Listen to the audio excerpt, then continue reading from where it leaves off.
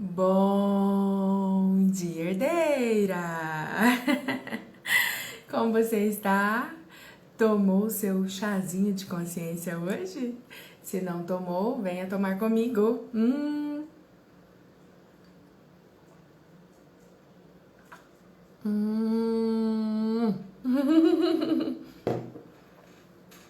Meus amores, bom dia, herdeira! Hoje eu cheguei bem mais tarde do que o usual e eu vou até rever essa questão do horário, porque eu sei que vocês ficam aguardando, né? E aí eu fico nessa oscilação, porque as minhas manhãs de terça-feira são bem instáveis e eu não tô conseguindo ficar num horário, né? Mas vou dar um jeito nisso e logo aviso vocês. Deixa eu fixar aqui o conteúdo de hoje, porque é o seguinte: no dia 25 de janeiro, sábado, será meu aniversário. E aí eu fiquei pensando, nossa, deixa eu falar uma coisa no chazinho sobre algo pessoal, algo que aconteceu comigo, alguma história. E aí eu me lembro que algumas herdeiras já perguntaram pra mim sobre a minha conversão, especialmente esse último processo de sair da religiosidade pra, de fato, viver o evangelho puro ali. E eu falei, nossa, oportuno, né? Já que é a semana do meu aniversário, tô nesse climinha de pensar na minha vida, no meu último ano, enfim. Aí eu falei, pronto, vou compartilhar com as herdeiras. E aí eu pensei, mas como que eu vou escrever esse título? As minhas conversões. Exatamente como está aqui. Porque eu não acho que eu me converti uma vez apenas, mas várias vezes. E aí eu quero contar pra você, tá? Então, o nosso chazinho, ele tem a intenção de ampliar a nossa consciência sobre vários assuntos. E hoje, acredito que contando esse testemunho, ampliará a sua consciência também, tá? Mais um chazinho, antes que esfrie.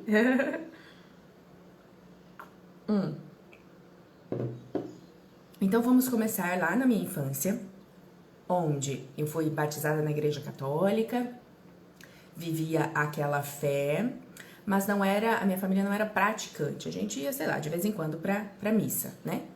Então eu sempre tive esse contato com a fé, vamos dizer assim. E ali, por volta dos meus 6, 7 anos, a minha mãe passou a frequentar, não congregar de fato, frequentar a igreja presbiteriana e a igreja adventista do sétimo dia. Então nós íamos para a escolinha domingo de manhã. Então a gente aprendia muita coisa. E, de fato, é a sementinha que foi plantada, né? E aí fomos crescendo, voltamos para a igreja católica de uma forma mais intencional, fizemos primeira comunhão, fizemos crisma, eu e a minha irmã mais velha, né? Enfim, e estávamos lá. Mas assim, sem aquele compromisso, sem devoção, sem enfim, compromisso mesmo de fato com Jesus, né? Era uma coisa bem superficial. E aí, aos 15 para 16, por volta de 15, 16 ali, eu estava numa fase muito terrível de rebeldia, desobediência, querendo ser dona da minha própria vida com 15, 16. Ah, pobrezinha, né? Inocente.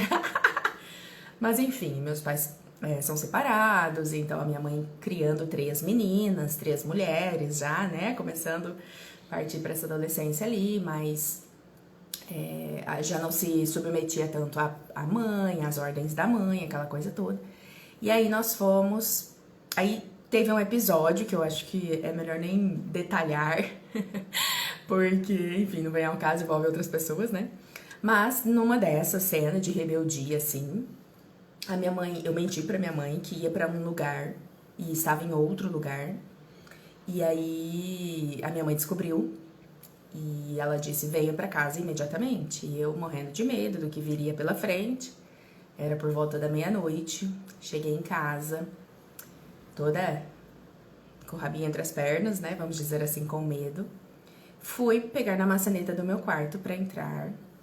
E a minha mãe tava na sala limpando a estante de livros. Então você imagina, meia-noite, enquanto ela tava pilhada pra ela estar limpando uma estante, enquanto me aguardava.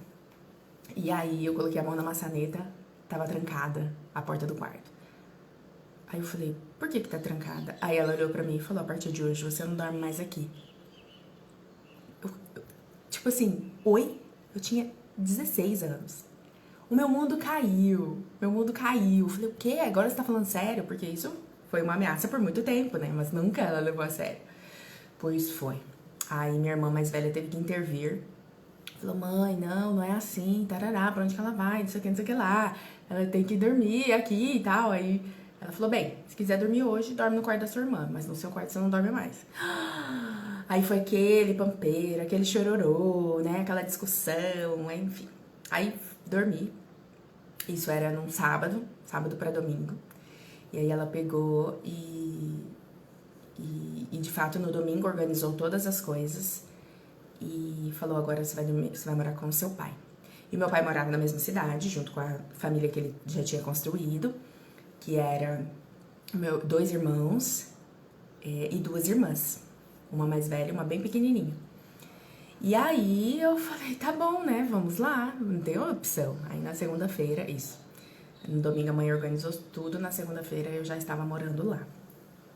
E pra mim, assim, foi um balde de água fria, porque eu tinha toda a liberdade do mundo morando com a minha mãe, imagina, até dentro da casa, porque 4 mulheres, né, você já entendeu, né, super à vontade, não fecha a porta do banheiro, aquela coisa toda. E de repente vou para uma outra casa que, ok, a gente se via final de semana, mas não tem a mesma intimidade, né, não se compara. Pois foi todo um trabalhar no meu coração. E aí perdi aquela liberdade de sair na hora que eu queria, e tarari, tarará, enfim. E a minha madrasta chegou e falou, olha, todos aqui vão pra igreja, então você vai também. Ah, pronto, pra quê? Nossa, foi o ó pra mim. Eu falei, ai, que saco, vou ter que ir pra igreja da Silvia. Você viu minha madrasta? Que saco, igreja de crente, não sei o que, não sei o que lá. Ai, gente, ai, como a gente é inocente. Enfim, tinha todo aquele preconceito, né? Que crente não pode isso, crente não pode aquilo. Então imagina, eu com 16 vou virar crente, né? Ai, credo, enfim. E aí fui, né? Obrigada, claro. Vamos todos pra igreja, vamos todos pra igreja. Meu pai não ia, né? Ele não vai até hoje, mas enfim. E aí fui. Fui num culto de domingo, fui num culto de sexta-feira, fui no outro culto de domingo e fui. Quando eu vi, não tinha dado 30 dias que eu estava indo pra igreja, de crente. Eu estava lá na frente, levantando a mão e falando, eu quero Jesus, chorando, nunca vou esquecer. Era julho, era o mês de julho, eu já tinha 16, sim. E aí, nossa, aí foi assim, eu tava apaixonada por Jesus, porque era tudo que eu queria alguém que me amasse, eu queria alguém que me valorizasse, alguém que me priorizasse.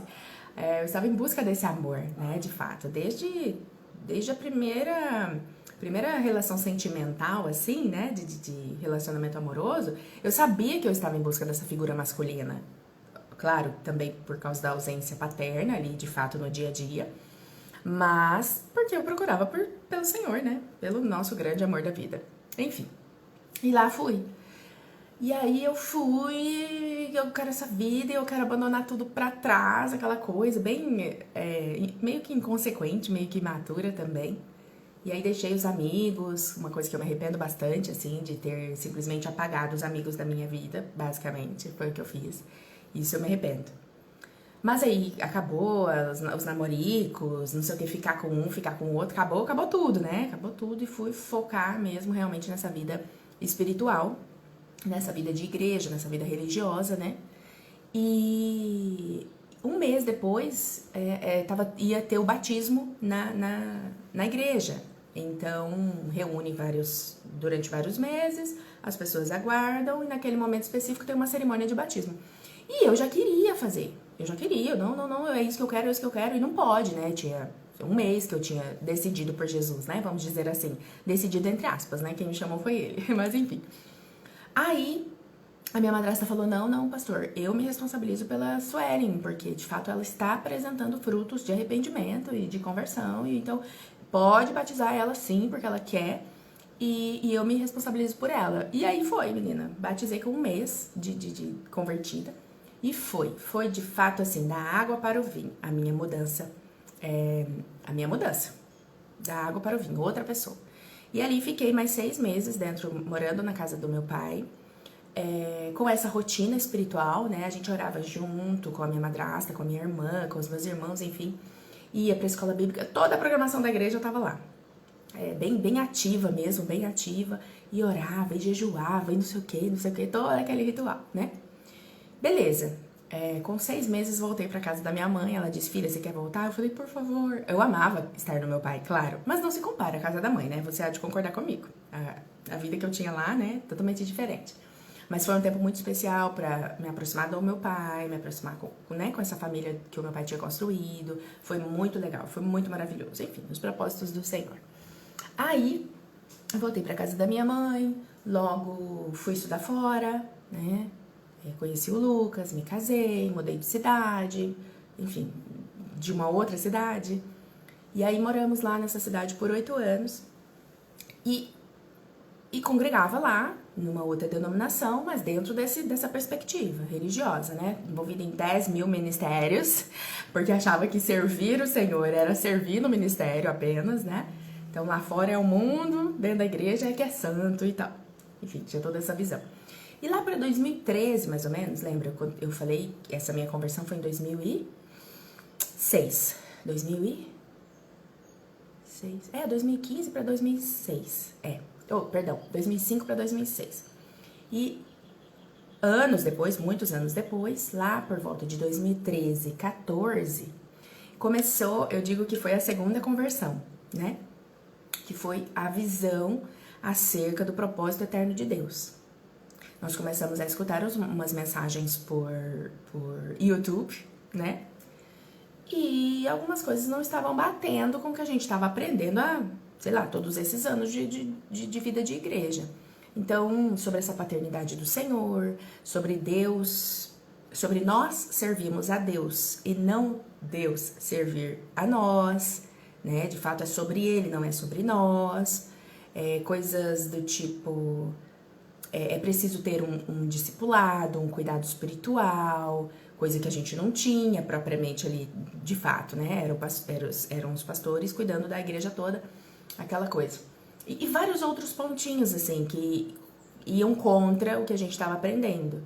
Então, a gente continuou escutando as pregações online, e aprendendo, e estudando, e rascunhando, e pesquisando, e lendo a Bíblia, e tal, e tal, e tal, e tal. E de repente a gente falou, não, a gente não tá vivendo o evangelho de verdade, né?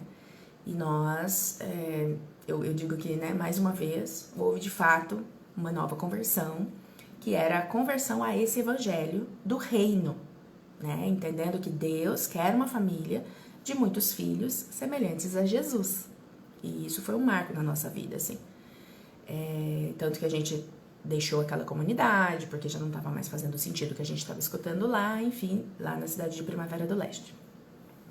E beleza, e fui me aprofundando, e enfim, várias coisas acontecendo ao redor, mas o foco é só a história das conversões, né?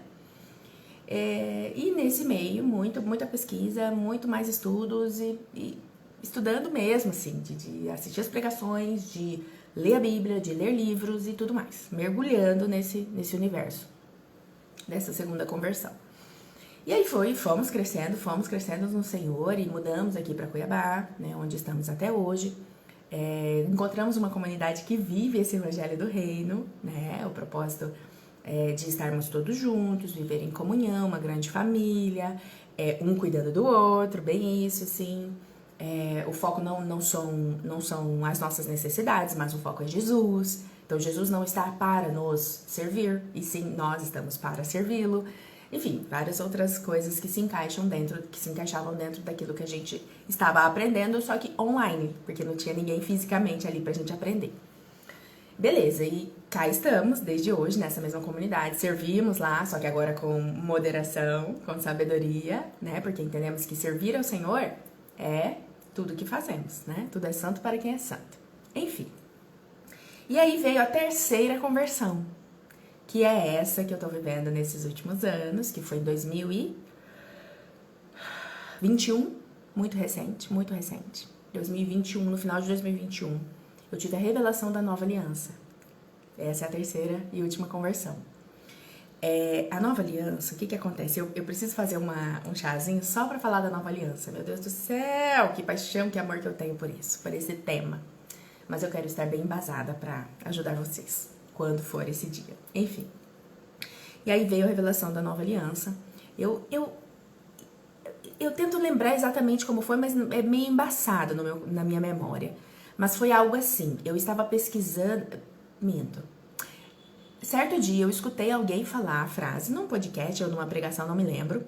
Alguém falar assim a frase: a oração do Pai Nosso, ela foi para aquele tempo, porque Jesus ainda não tinha consumado sua obra na cruz.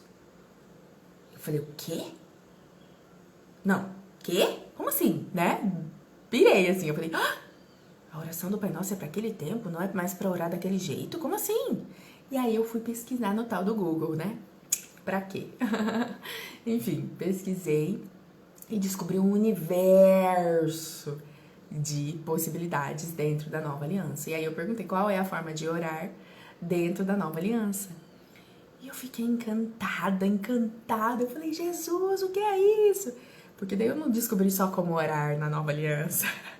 Eu descobri o que significa a Nova Aliança, eu descobri o que significa a obra consumada da cruz, eu descobri o que ela nos garante, eu descobri um universo paralelo. Parece assim que eu nunca tinha sido crente na vida. E você vê que eu falo com tanto ânimo que... meu coração quer explodir, porque é isso que eu quero compartilhar com as pessoas, sabe? É isso que queima no meu coração, inclusive é o que eu compartilho dentro do meu processo terapêutico, sabe? Eu quero que as minhas irmãs deslanchem também, não fiquem presas aos hábitos, à lei, né, da velha aliança, mas sim viva essa nova aliança em Jesus e que deu origem, inclusive, deu significado para essa cruz que eu carrego no peito. Nunca tive uma cruz, sempre tinha até um preconceito, né, porque cruz é coisa de sei lá, de pessoa religiosa, não sei o que. E não, hoje ela é realmente um símbolo para me lembrar do verdadeiro evangelho, que é Cristo, né? Enfim. E aí, de lá pra cá, tenho aprendido, assim, a viver com o Senhor de uma forma que eu nunca vivi, porque sempre foi baseada no eu faço para merecer. Então, quando eu tenho um bom comportamento, eu chego diante de Deus e requero requerer, enfim, exijo minhas bênçãos, porque eu fui obediente, porque eu fiz tudo certinho, parari, parará. E aí, quando eu erro, né, quando eu errava ou pecava, e eu, Senhor, por favor, me perdoe, meu Deus, eu sou um trapo de imundícia, uma pecadora, pobre, enfim, aquela coisa toda.